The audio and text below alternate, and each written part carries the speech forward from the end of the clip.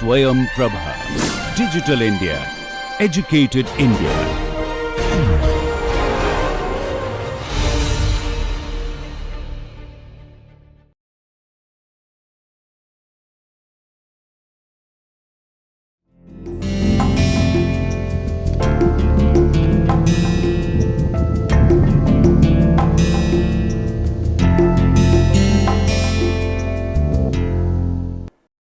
Hello, my name is Dr. Himanshu Tyagi and I am teaching this course on heat and mass transfer.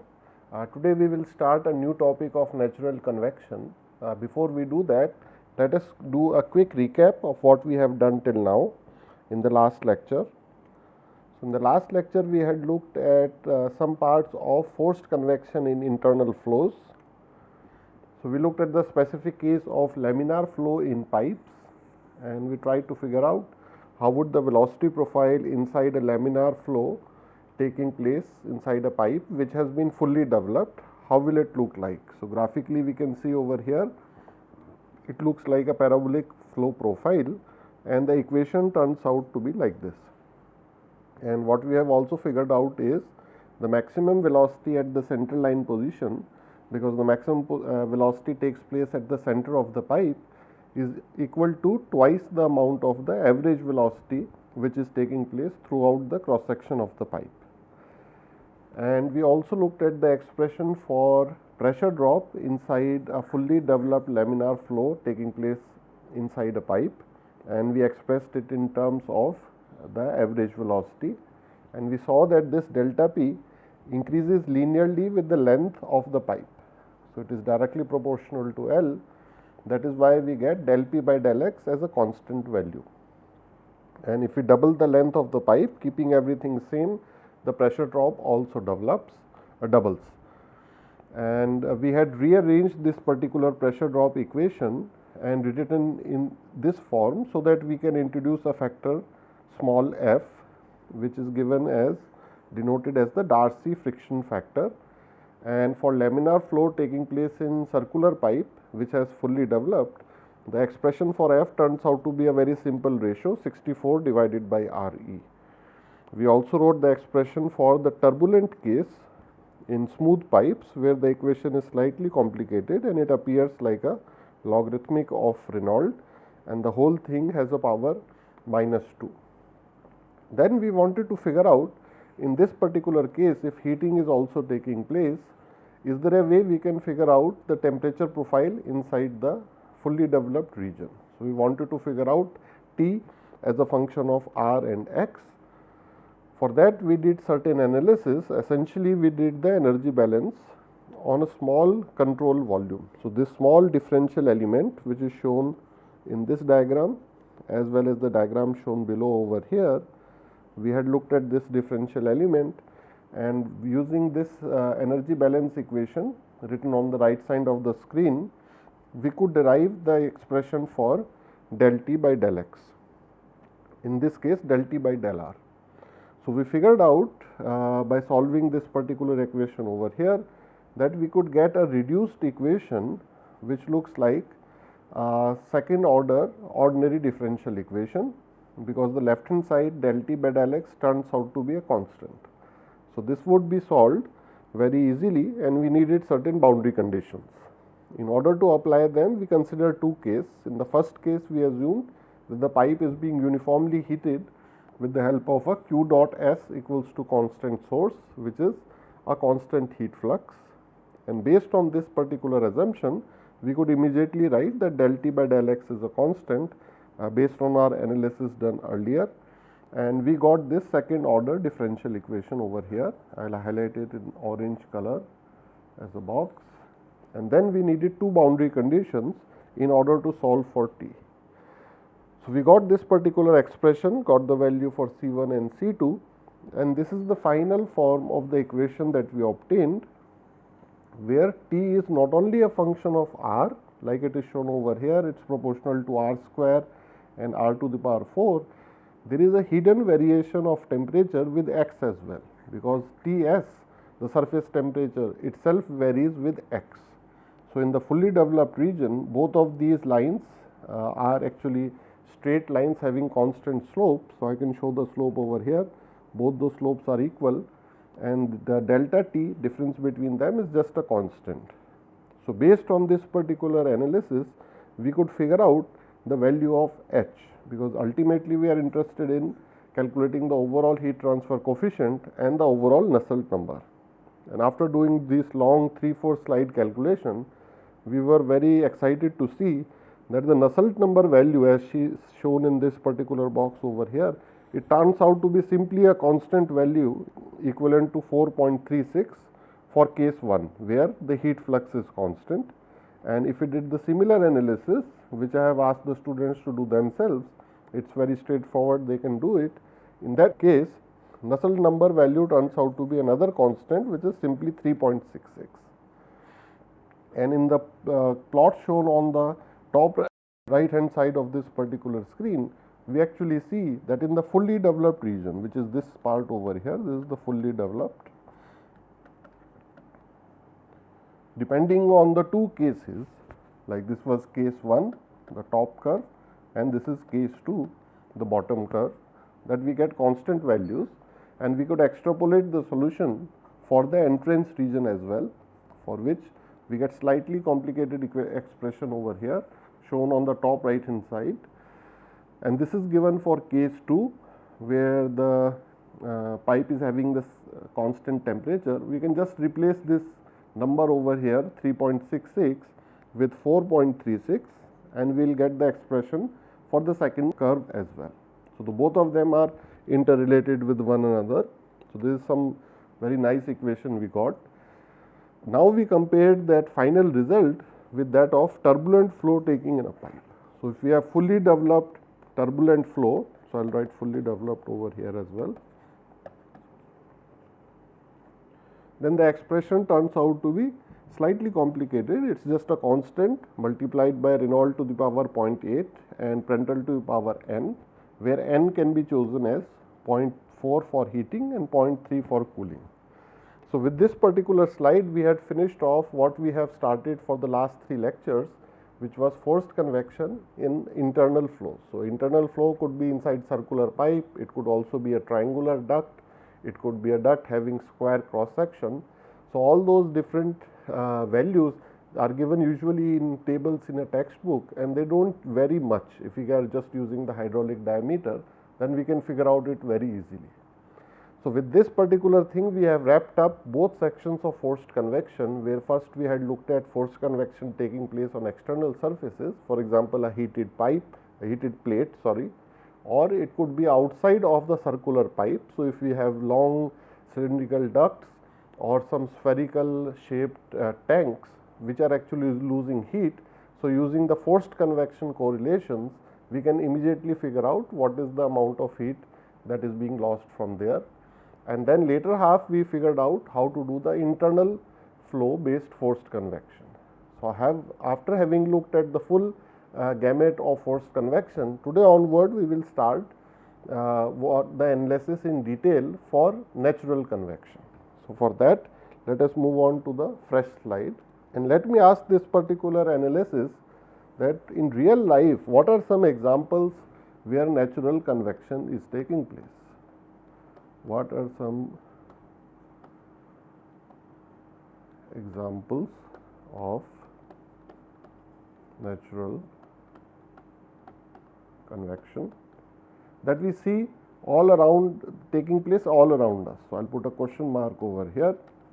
So, let us try and see from our day to day life, if some hot material is present surrounded by air. Let us say I have some sort of a LCD monitor. So, I am trying to draw this monitor which is put on my desk, and earlier on it used to be the cathode ray monitor, but now I would just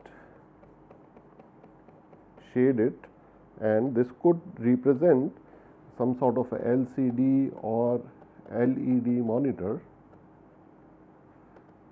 which we all have in our house, and this is the same monitor on which I am writing during this particular lecture. So, its temperature, if we can feel it with our hand also, its temperature is slightly higher than that of the ambient air. So, if I write the ambient air in an air conditioned room, during summer also that air can be cooled to about 25 degrees centigrade. But if we expect the monitor temperature, it would be slightly warmer. It could be about 30 to 40 degrees centigrade. Now, what is cooling this particular monitor is the natural circulation of air around it. So, cold air, as shown in this particular slide, of about, let us say, 25 degrees centigrade, and if this black surface represents the monitor, and that comes in touch with the monitor, then through the conduction taking place from the surface of this particular heated surface to the cold air present adjacent to it, then the temperature of that air will rise slightly. Now, what happens to the density of the hot air? That density value slightly reduces. So, it faces some sort of a buoyancy force. So, if you go back to this slide over here, some sort of a buoyancy force driven air circulation will take place. So, the air over here will come in touch with this particular monitor. So, we have cold air over here on this particular side, but the air which is very close to the monitor at these particular points, they themselves become hot because the monitor is having a high temperature over here. Then this air starts rising because of natural buoyancy, its density is lower than the density of the cold air. So, I can show over here that this is the density of the hot air and this is the density of the cold air.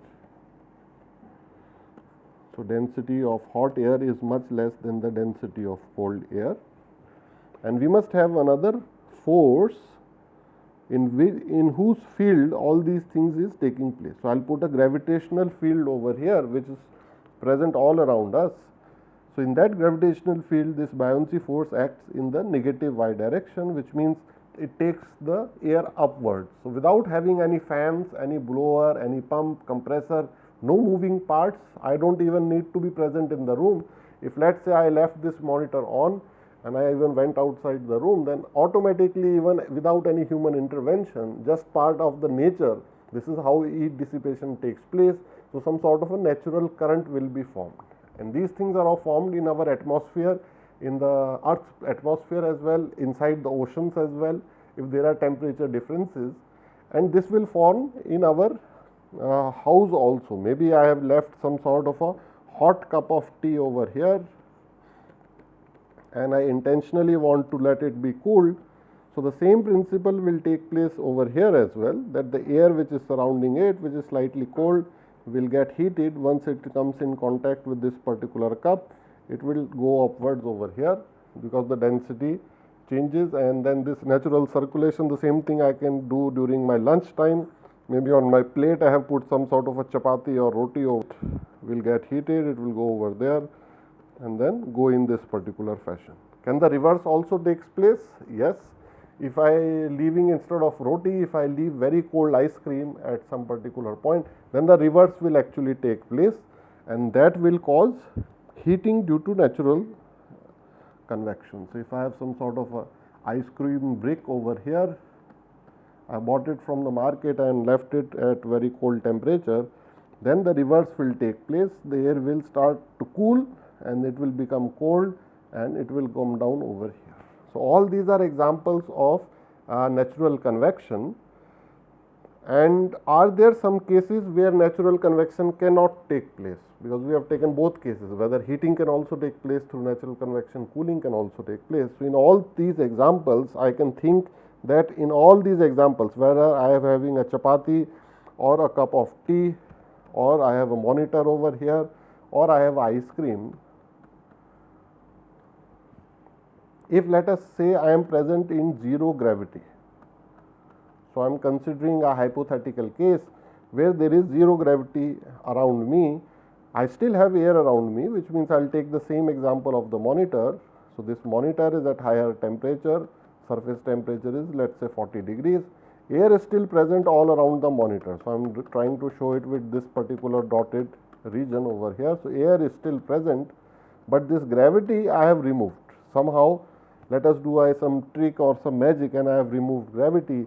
What it would mean is that the monitor would still cool down slowly and slowly, but the only way it can cool down is through conduction, which means pure conduction may take place over here.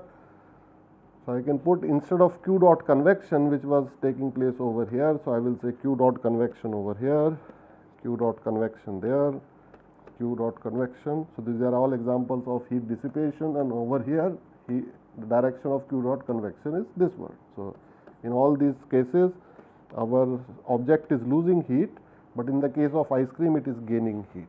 But if there is zero gravity, then only there is no convection, there is only Q dot conduction.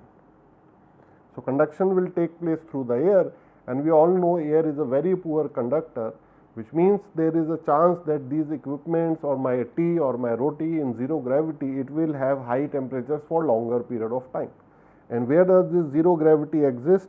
Perhaps nowhere on the earth, but in the space. So if we are fortunate enough to visit the International Space Station,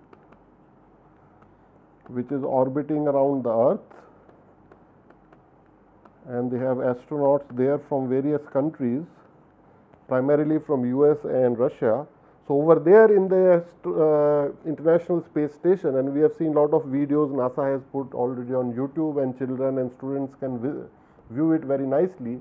There they have to make extra care that any equipment which is present over there, which was designed for Earth or for the place where the gravity value is 9.8 or so, in International Space Station essentially it's not zero gravity, but the gravity is very, very less. So they usually term it as microgravity. At that particular point, because of very low value of G, effective G over there, then heat dissipation has to be enhanced with the presence of some blower or fan or other things.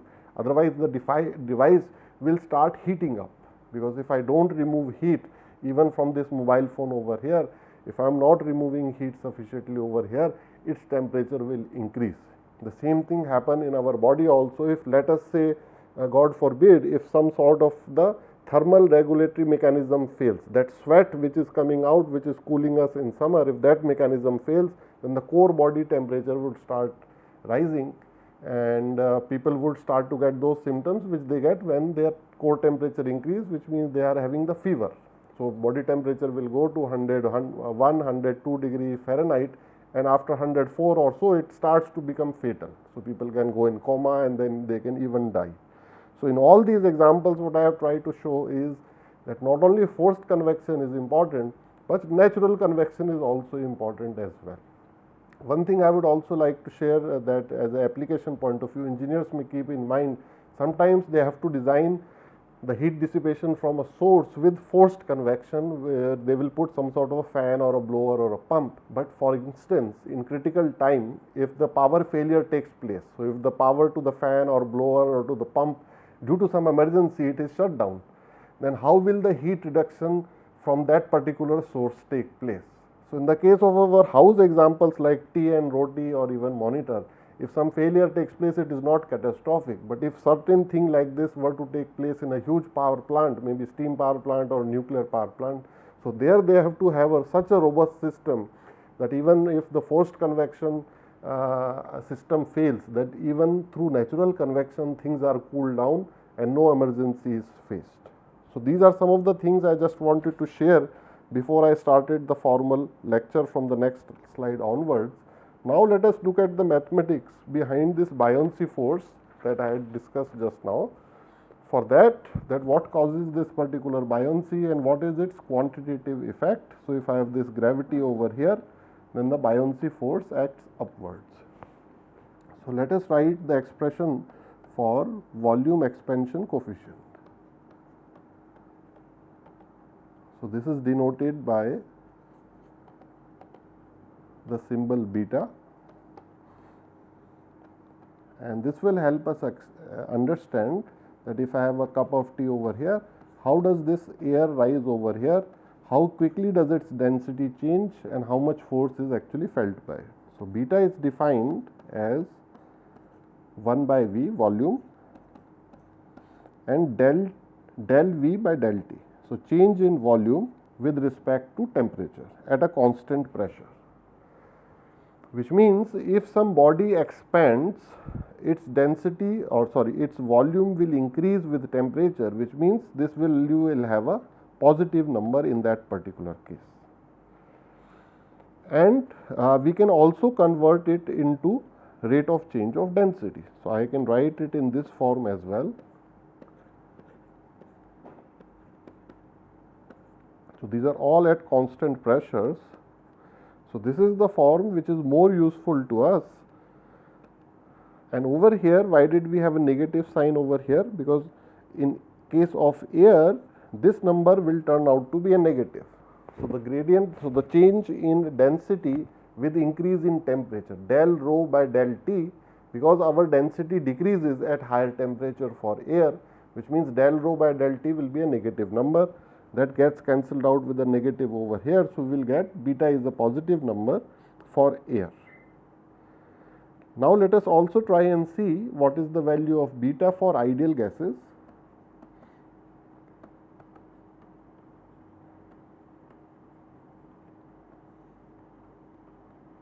For ideal gas, we usually used to write in our high school PV equals to nRT, and I can convert this in density form as well. So, I can write it in this form. And now, for constant pressure,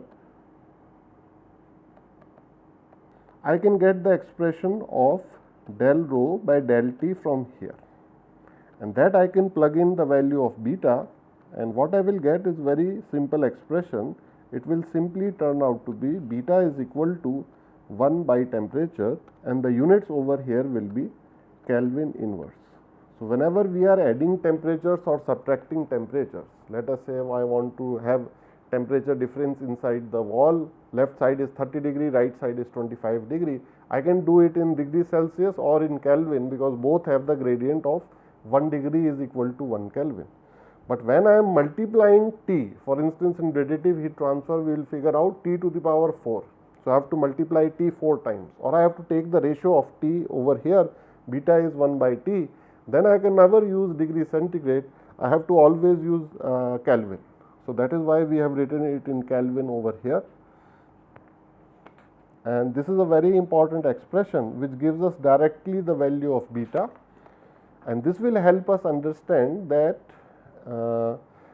whenever some natural circulation will take place because of change in temperature, how fast will this thing actually take place. So, we will try and figure out. So, the example that we will try to solve later on today is that if I have this mobile phone which I was just showing you in black color, so it is kind of like a cuboid with this height and width significantly larger and a very small thickness over here.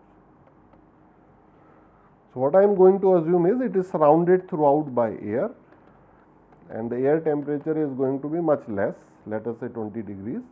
This mobile phone I am going to assume is slightly warmer, because it is generating some heat from inside. Let us going to assume that it is at temperature 40 degrees.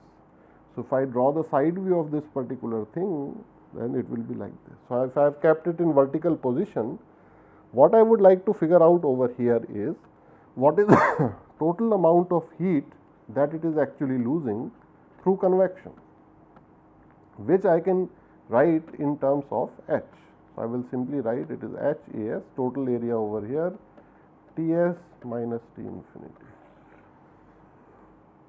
And students may recall that, sir, wouldn't it be easier if we just put a fan over here? So, let us if we put a fan, then I can solve this whole thing very easily, because then H value I will get simply based on Nusselt equation, and for those, whether the boundary layer which is developed over here, whether it is laminar, boundary layer will be developed on both sides. So, this is the velocity boundary layer over here. Then if it is forced convection, I can solve it very easily, because all those correlations for Nusselt number we have already figured out. It is C Reynolds to the power m Prandtl to the power m. But I want to consider that case, like I have asked in the beginning of the this today's lecture as well, that let us say even if we had fan, but if electricity fails. So, let us say I was trying to cool this particular thing with the fan, I was blowing some air through it, then I can easily solve it with forced convection. But what happens if that power failure is there, that fan breaks down or some other case takes place? Still, in that case also it should be able to dissipate enough amount of heat that its surface temperature does not increase much. So, there again we will have these kind of correlations, and instead of having Nusselt number like this, we will figure out that we will have Nusselt number with a new parameter called Rayleigh number. So, instead of Reynolds, we will figure out that this will turn out to be something like this, and this will be true for natural convection. This is what we are going to study in today's lecture, and this thing on which I have put a cross, it were true if it were forced convection. And something very important I want to point out over here, in real life there could be some scenarios in which we have mixed kind of convection, where it is losing heat because of natural convection as well, and some small amount of forced convection is also over there. So, in that case we have to take care of both these terms, and that becomes very interesting.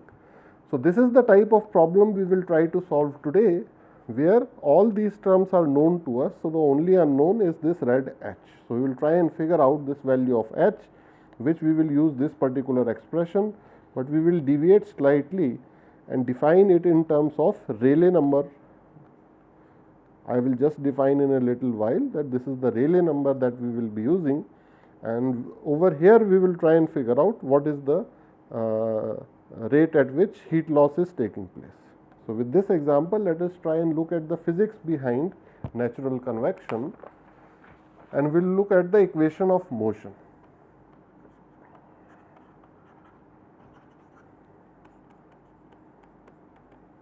And this we are trying to do during natural convection.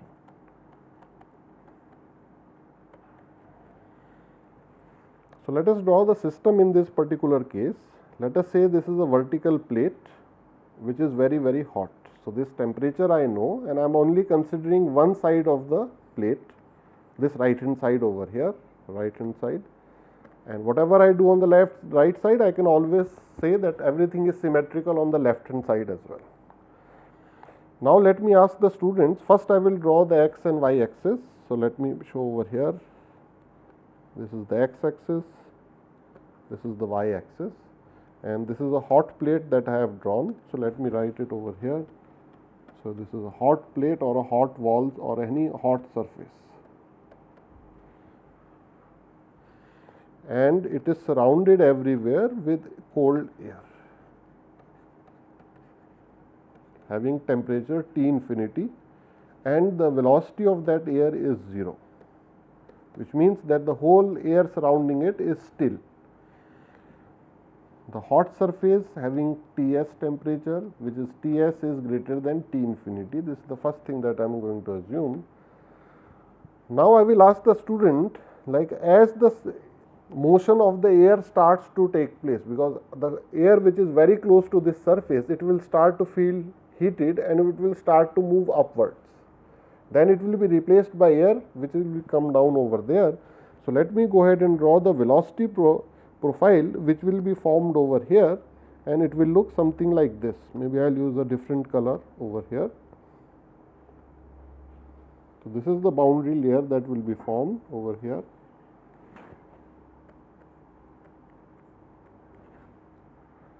So, inside the boundary layer, we want to figure out what is the temperature profile.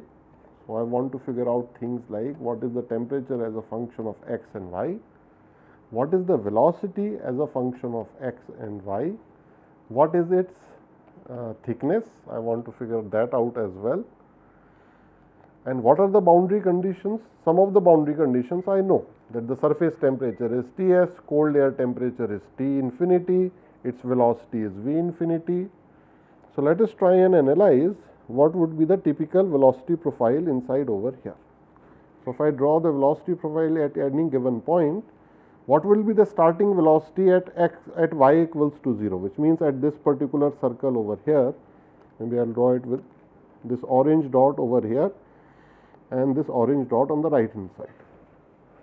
So, I can maybe say that the velocity at this orange dot on the left side, maybe I will call it point A, and this I will call as point B. At both places, the velocity in the x component have to be 0, which means, can I write something like this, that u is the x component velocity at point A, which represents y equals to 0, has to be equal to 0, and similarly velocity at point B, which represents y equals to delta, has to be 0. Does everyone see why these two things have to be 0? why does velocity at point A have to be 0? If I ask this question, what will you answer? So think about it. The way I would think is that what is defined as point A? Point A is that particular point of air molecule which is just next to this particular surface over here. Now we remember that there used to be no slip condition, which means that the velocity of the molecule which is just next to this surface is equal to the velocity of that solid surface. So solid surface is stationary, which means velocity at point A is equal to 0. Then we know this thing is true. Okay. How come we have figured out that the velocity at point B is also 0?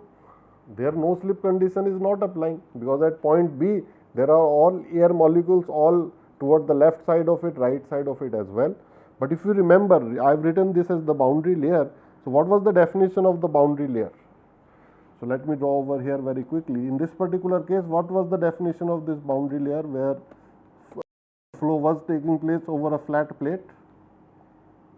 It was the locus of all those points where the velocity, let us say at this particular point, so we can write velocity at this y, which is equals to delta, because this is the thickness, was 99% of the u infinity over here, which means it has to be very close to the free stream velocity.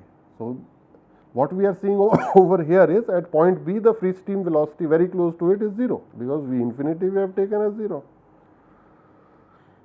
So with that logic, velocity at point B also has to be equal to 0. Now let us go ahead. So this is something that we have seen, that how will the qualitative velocity of u look like, and there will be a point at between somewhere over here where this will be a maximum value, as we can see in this particular curve that I have drawn over here. Let me also try and draw the curve for temperature. So let us say I have again these points A and B. Instead of A and B, maybe I will write point C over here. This is point C, and over here is point D. So what should be the temperature at point C? If I can write with darker ink over here, what is the temperature at point C and what is the temperature at point D? So again, due to no slip condition, I can write very quickly that Tc has to be equal to the surface temperature. And what about point Td? Because it is the definition of the boundary layer that outside temperature it has to become very close to that. So it is almost equal to T infinity over there, which means I can draw it like this. If I put some numbers over here, if my Ts is, let's say, 40 degree and T infinity is 20 degree, which means the height over here is half of the height over there, then what I will get is this kind of a profile which reduces very quickly, and then it keeps on going like this. And I can put the length of the temperature at each particular point like this. Okay. So this I have shown temperature as a function of y, and what I had shown earlier was u as a function of y over here. So we are going to write the equation for continuity, momentum and energy, and let us write some of the assumptions and approximations that we are going to make over here. Assumptions and approximations. So first assumption that we are going to make in this analysis, that it is steady state flow. And the second, we are going to make assumption that it is laminar flow, and the third is it's a two-dimensional flow. So I only have x and y direction, and in addition to that we are going to make the Boussinesq approximation.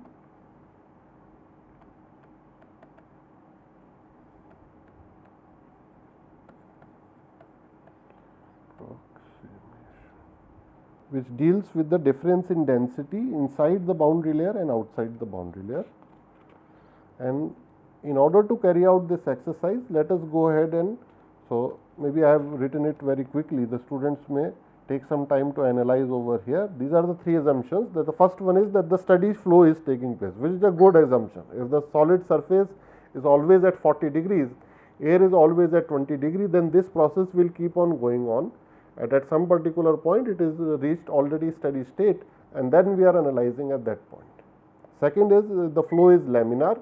Then we will figure out in just a few slides what is the criteria where the flow is laminar. Essentially, if the height of this particular plate is not very large, the temperature difference is not very large. So, we will see very quickly, then we will have some criteria related to Rayleigh number, Reynolds number, which tells us when the natural circulation, the whole thing is laminar, and when it becomes turbulent.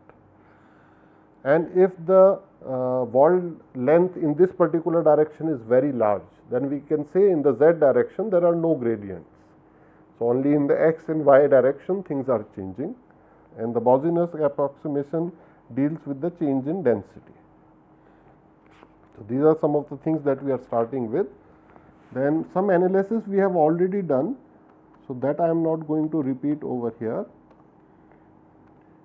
So, we are looking at the continuity equation in differential form. It is simply del u by del x plus del v by del y is equals to 0. Then let me go ahead and write the energy balance equation. So, in this particular case, it also turns out to be very simple. So, this is something we have done looking at the fundamentals of convection few lectures back. So, please revise those notes, we have already done in that particular case. And there used to be some term for del square t del x square, we have neglected all that. How can we do that? We can see in this particular kind of a geometry, in the x direction the gradients are very less compared to the y direction. So, I can say del t by del y is much greater than del t by del x. So, all the higher order terms I can neglect, and our energy equation becomes very straightforward and simple. What I wanted to do was spend little bit time on the momentum equation, because over here compared to the forced convection, we will have a different type of a term appearing over here. And if you remember from our earlier analysis, we already have the momentum equation something like this.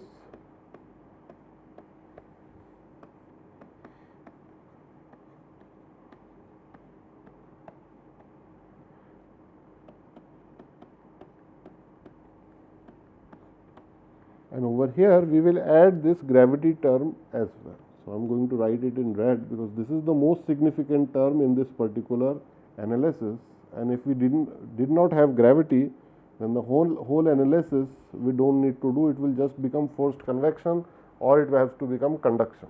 So, this term I am writing in red.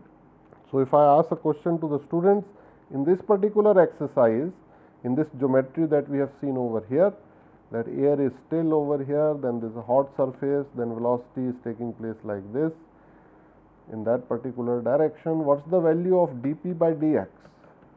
Can I link it to certain gradient? Let me ask in this way, can I write this particular expression as minus rho infinity g, minus very clearly over here. And what is rho infinity? I think I will go back to the previous slide and write over here that for the cold air temperature is T infinity, velocity is V infinity, and the density is rho infinity. Because the density inside the boundary layer will not be rho infinity, it will be rho, which will be primarily a function of temperature over here, right. Now, how can I write this particular thing? Where else have we seen it? Have we seen it in fluid statics? That let us say if I have a huge dam over here, then I want to figure out if this whole thing is water, what is the pressure at a given height over here. If I know the atmospheric pressure is P atmospheric over here. So, if you remember, we used to write the pressure at this point, let us say point A. So, over here, so we used to write Pa is simply P atmosphere plus density of water into G into H. So, that is kind of the rho G H that we are seeing over here, because if I take the H over here, everything is constant. So, from fluid statics we are getting that. So, I can combine all these things, and what I will get expression is something like, if I combine these two terms, what will I get? So, what I am writing is del P by del X minus rho G becomes, because del P by del X I have expression over here, and why is there a minus sign? because when x is increasing, where is x increasing? As I am going upward, x is increasing, then the pressure has to reduce, because as we go up in the atmosphere, pressure reduces, so del P by del x is negative. So I can write it as rho infinity g minus rho g, and it becomes rho infinity minus rho into g. And this thing, can I also write it in terms of change in temperature if I introduce beta? So what I am going to do is replace rho with beta T. So what I am going to get over here is, I am going to take rho outside and write it in terms like this: rho into G into this, and density I can replace with, let me write it first, then I will check over here.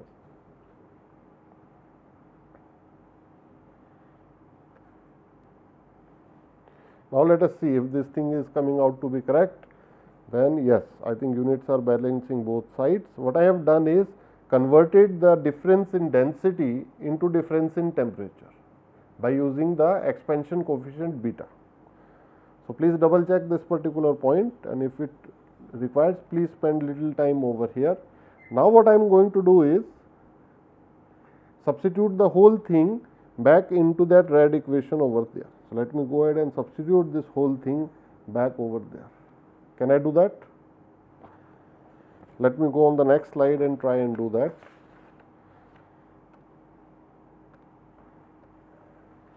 So what I had earlier was rho u del u by del x plus v del u by del y is equals to mu del square u del y square minus del p by del x minus del rho g, and that whole thing I am going to replace with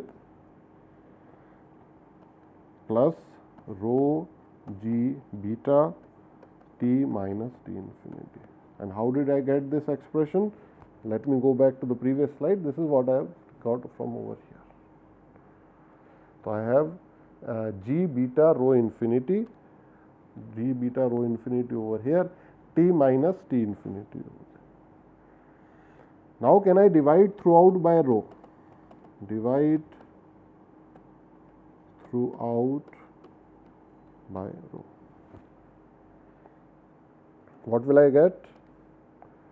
I think I can write it like this. I will get u del u by del x plus v del u by del y.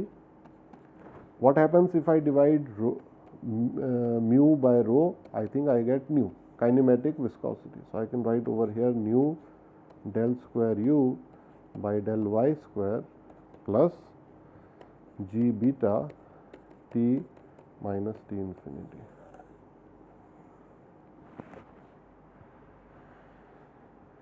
Now I am doing this long exercise just to illustrate one very important parameter, and those parameters will be called the Grashof number and Rayleigh number.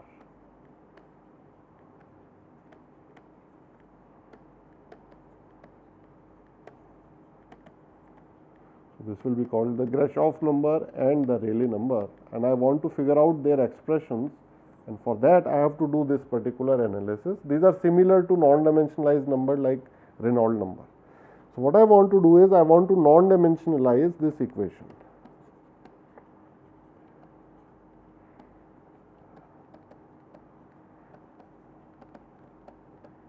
And I think this process we have already done once. So some hint I will give to the student. We replace u with u star, which becomes u divided by v.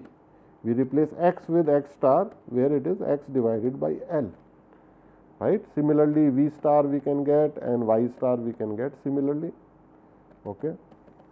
So I am putting dot dots over here. How will we replace T?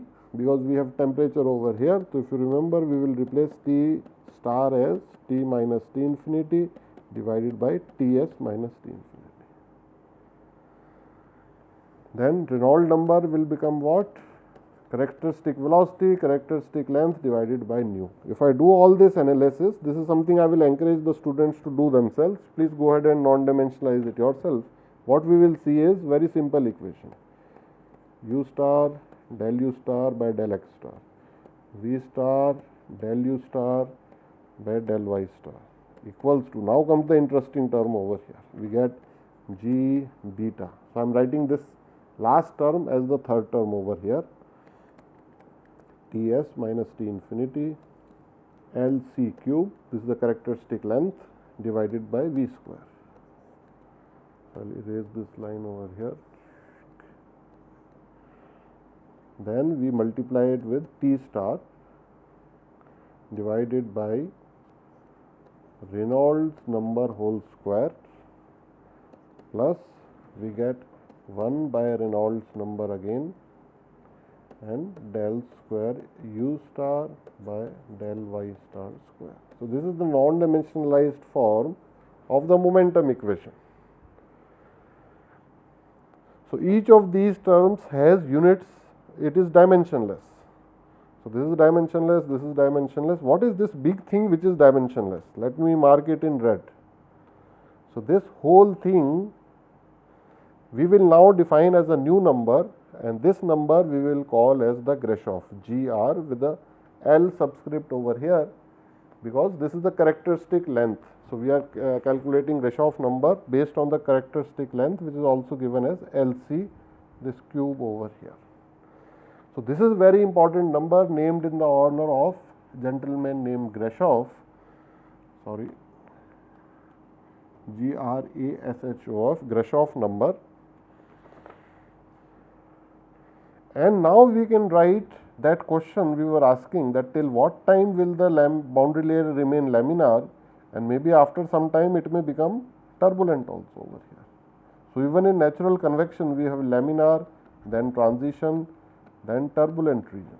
So, that expression we can write now based on the Grashof number. So, we can clearly write that if Grashof number is greater than 10⁻⁹, then we have turbulent boundary layer.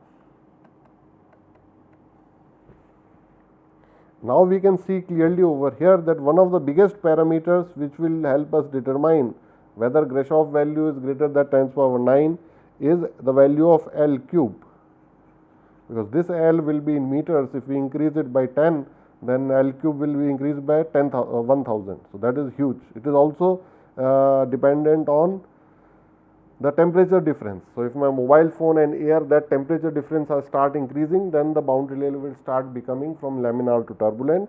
G value usually not in our hand, but if you go to another place, another planet where the gravitational constant value is very high, so there it would tend to become more and more turbulent.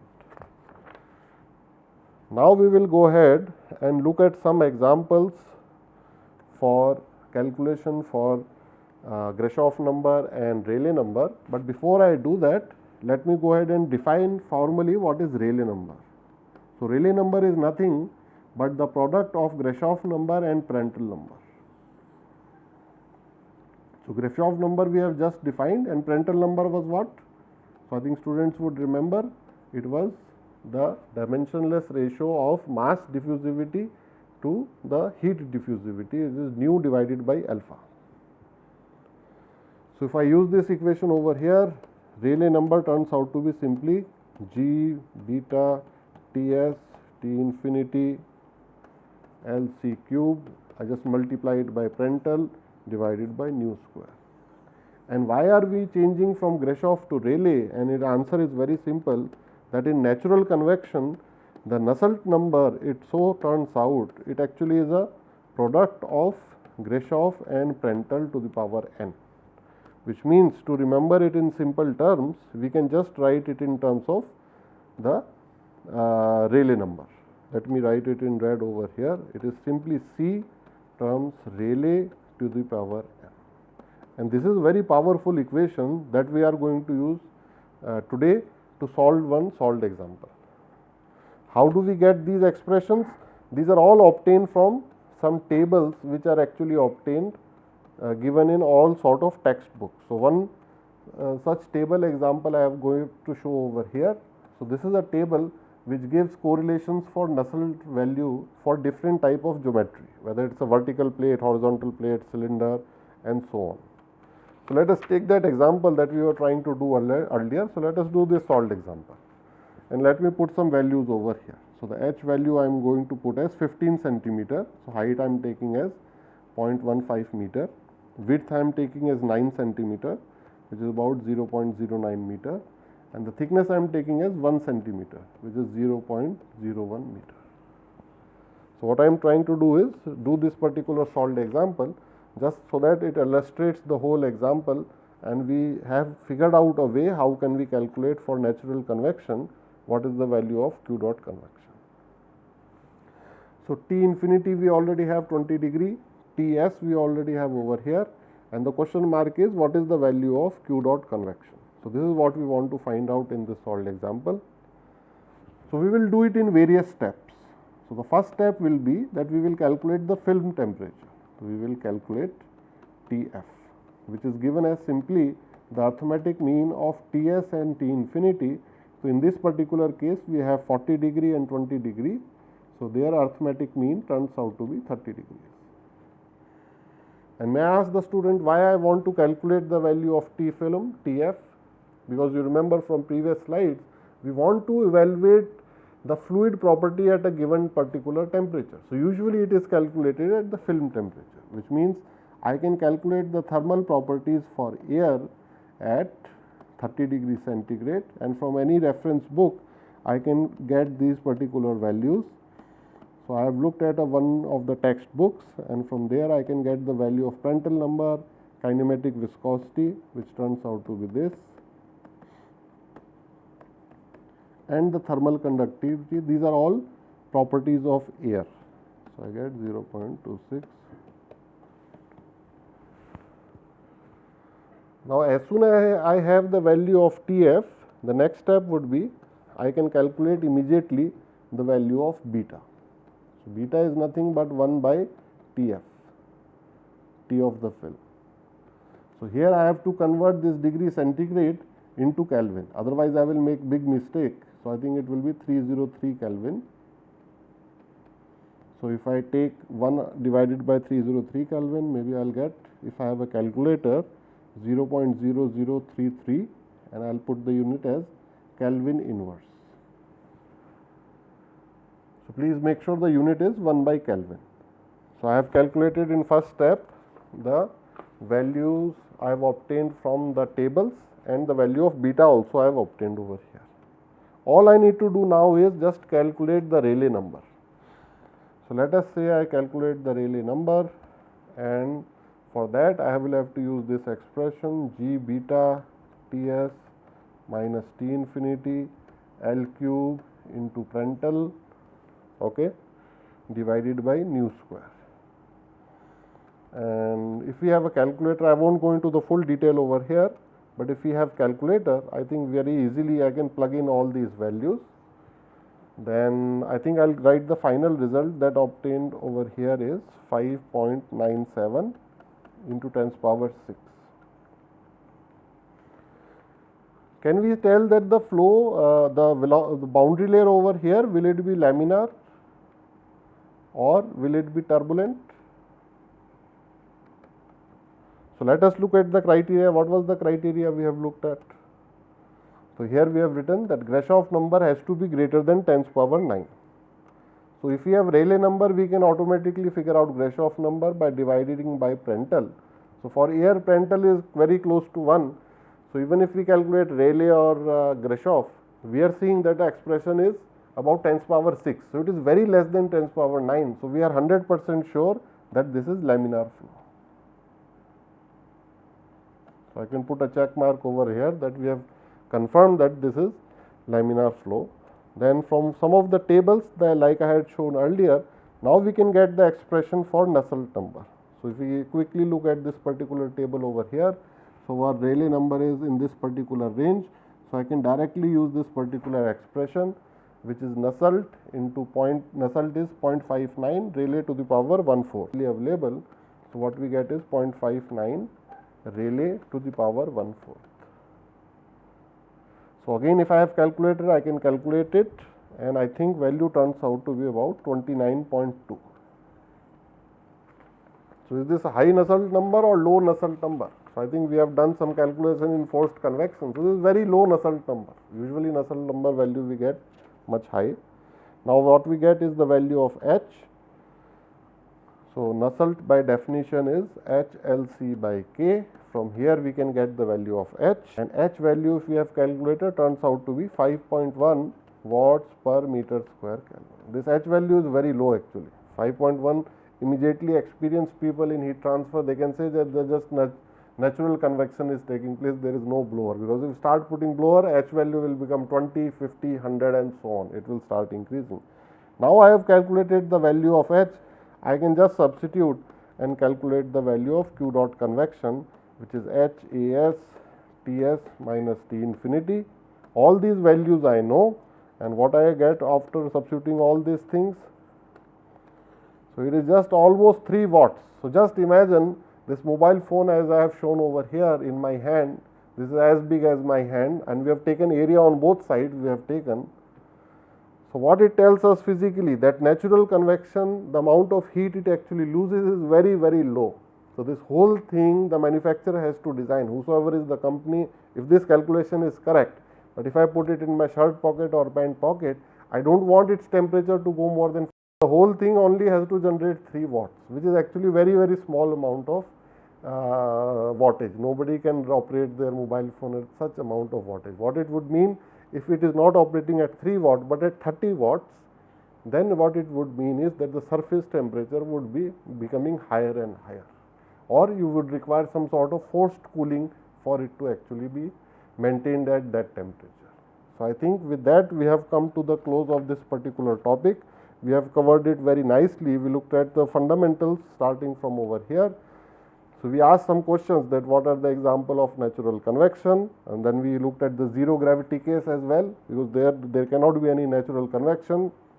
We started off with the volume expansion coefficient, looked at its value for ideal gas, then we looked at later on in the solved example. We looked in detail in the equation for motion, which we wrote for the continuity, energy and momentum case. We looked at the physical significance of this non-dimensionalization process. How do we get the value for Grashof number? It is very simple exercise, students themselves can get it, and Grashof, if we multiply by Prandtl, we get Rayleigh number from over here. So I think this is very interesting topic, but real life it is very significant as well, and it turns out to be very simple correlation. So I think with that I will stop this particular topic, then we will introduce new topic when we come back. Thank you.